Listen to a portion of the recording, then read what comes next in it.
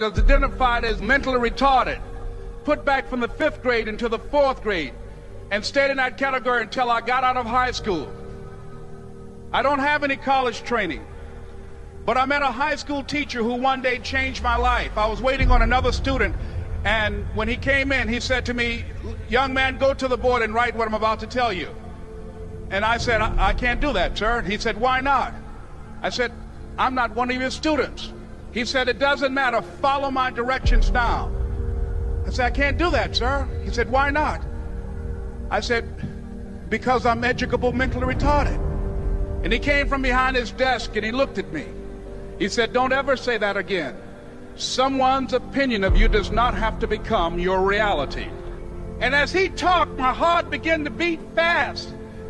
Tears began to run down my eyes, and I was in the back just listening to him, because the speech he was giving, that speech was for me. And he said, "Les Brown," he said, "if you want to do anything worthwhile in life, you've got to be hungry." I told Mr. Washington I wanted to become a disc jockey. And so I started working to develop myself. He said, "I want you to practice every day being a disc jockey."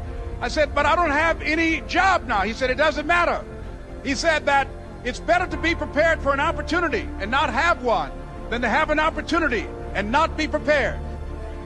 And as I was working to develop myself, I applied for a job as a disc jockey, WMB, on Miami Beach. I went to a guy named Milton Butterball.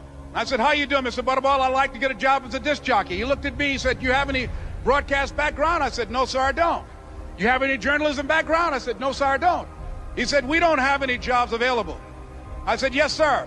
I went back to Mr. Washington and I told him. He said, "Don't take it personally." He said, "Most people are so negative, they will have to say no 7 times before they say yes." He said, "Go back again." So I went back again. I said, "How you doing, Mr. Butterball? My name is Les Brown." He said, "I know what your name is. What do you want?" I said, "I'd like to know whether or not you have any jobs as a disc jockey, sir." He said, "Didn't I just tell you yesterday we didn't have any jobs?" I said, "Yes, sir, but I know whether or not somebody got laid off or somebody was fired, sir." He said, "No one was laid off or fired. Now get on out of here." I came back the next day like I was seeing him for the first time. I said, "Hello, Mr. Butterball, how are you?" He looked at me with rage. He said, "Go get me some coffee." I said, "Yes, sir." And I went to get him some coffee. After a while, I would get their lunch and dinner, and I would go in the control rooms and take the disc jockeys their food, and I would not leave until they would ask me to leave.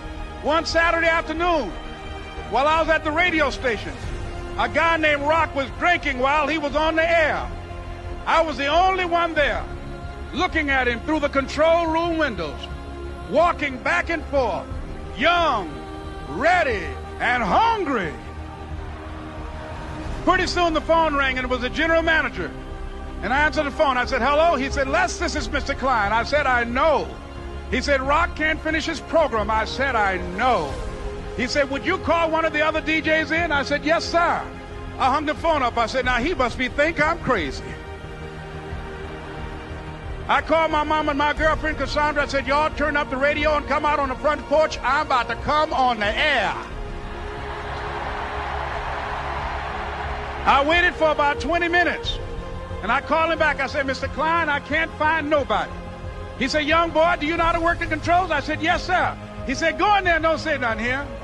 I said, "Yes, sir."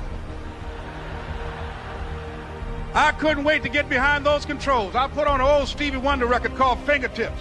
I sat down behind that turntable. I said, "Look out, this is me, LB Triple P, Les Brown, your platter playing papa. There were none before me, and there will be none after me. Therefore, that makes me the one and only. Young and single and love to mingle, certified, bona fide, indubitably qualified to bring you satisfaction, a whole lot of action. Look out, baby, I'm your love man." I was hungry. I was hungry. You got to be hungry. Begin to know that you have greatness within you.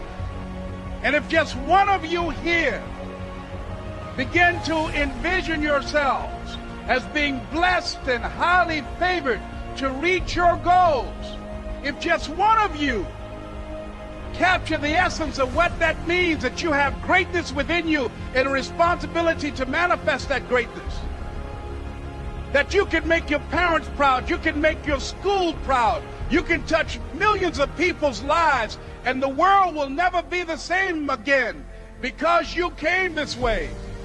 It was hard, ladies and gentlemen, coming to speak to people. And I was facing financial difficulties in my own life. I was behind on my bills and my dreams, and I'm saying to them, you can live your dream. It was hard, ladies and gentlemen. It was very difficult to pick myself up each day believing that I could do it. There were times that I doubted myself. I used to ask myself, can I do this? And something said within me, you're the one. Don't give up on your dream. By continuing to push forward, by continuing to run toward my dream, that one day I would have my own talk show. It's a long shot, ladies and gentlemen, from Liberty City, an abandoned building on a floor, never knowing my mother or father. It's a long shot. Being here with you today in this dome in Atlanta, it's a long shot. No college training, labeled educable, mentally retarded, but I kept running toward my dream. Don't stop. Don't stop running